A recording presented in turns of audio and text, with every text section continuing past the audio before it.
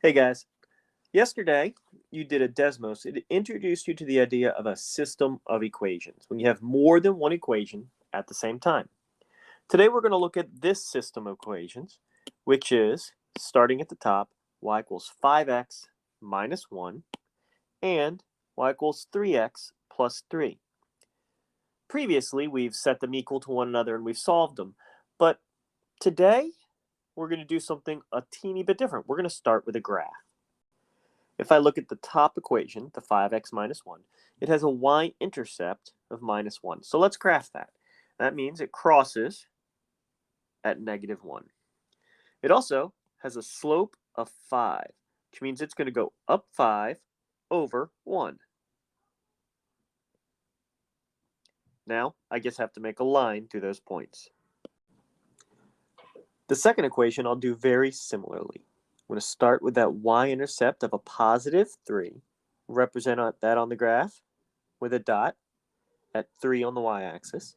And then look at the slope, 3 over 1. So I'm going to have to go up 3 over 1 and then make a line. It's important to think about what do these lines mean. This red line means every single point on this red equation works as a solution. So if I plugged in the y-intercept, if I plugged in the point 0, negative 1 into that equation, it would work. 5 times 0 minus 1 does give me negative 1. If I plugged in this point or any of these points on this red line, it makes the red equation true. Same is true for the blue line. Any of the points on the blue line that I pick. For example, I'll do the y-intercept because it's marked, and that is 0, 3. 3 times 0 plus 3 does equal 3. Every point on the blue line makes the blue equation true. But what about where they cross?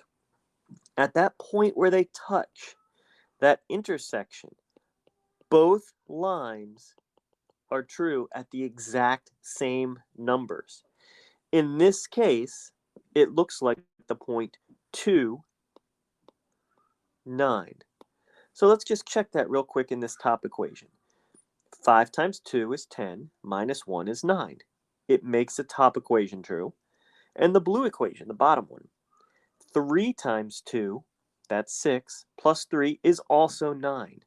So 2, 9 is considered the solution to this system of equations. It makes both of them true. It's the exact same point, and it is where they cross on the line.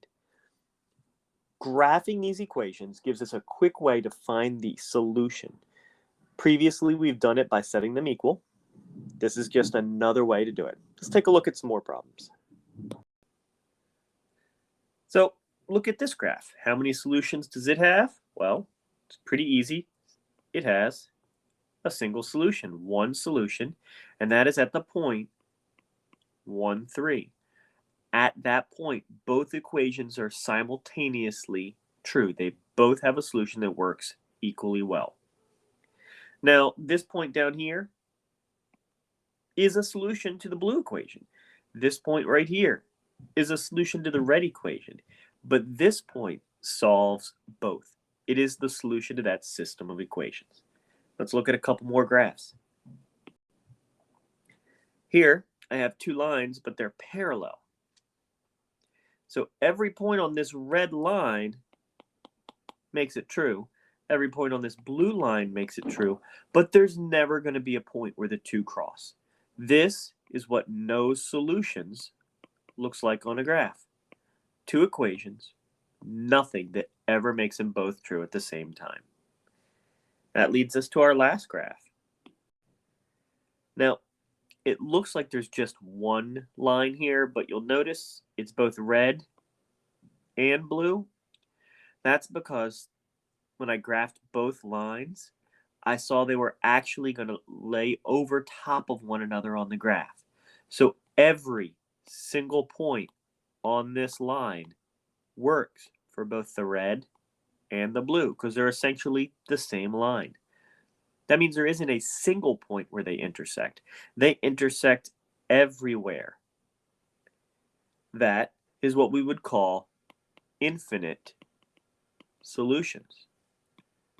No matter what line or what point I pick on this line, it's always going to work.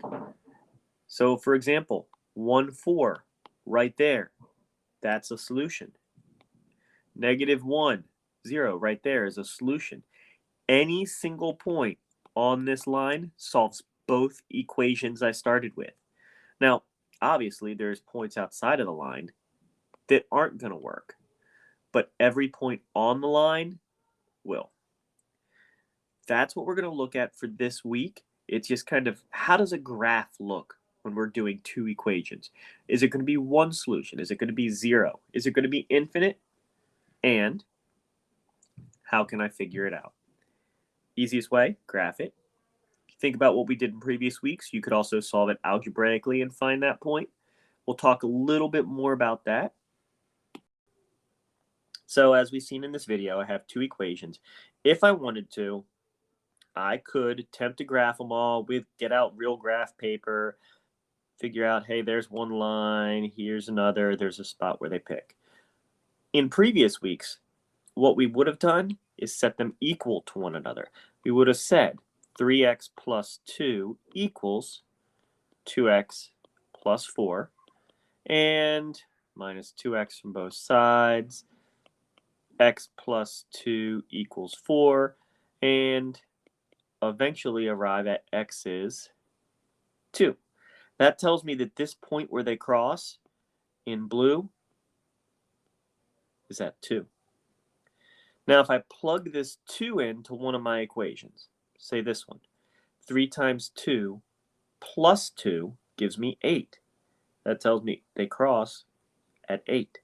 This point is 2, 8. I found the x and the y coordinate. But what if I plugged it into the other equation? 2 times 2 plus 4 is also 8, because that's the point that both lines have in common. Try a couple of these. We have a practice quizzes today. We have a worksheet tomorrow. We'll do another video on Thursday. Good luck.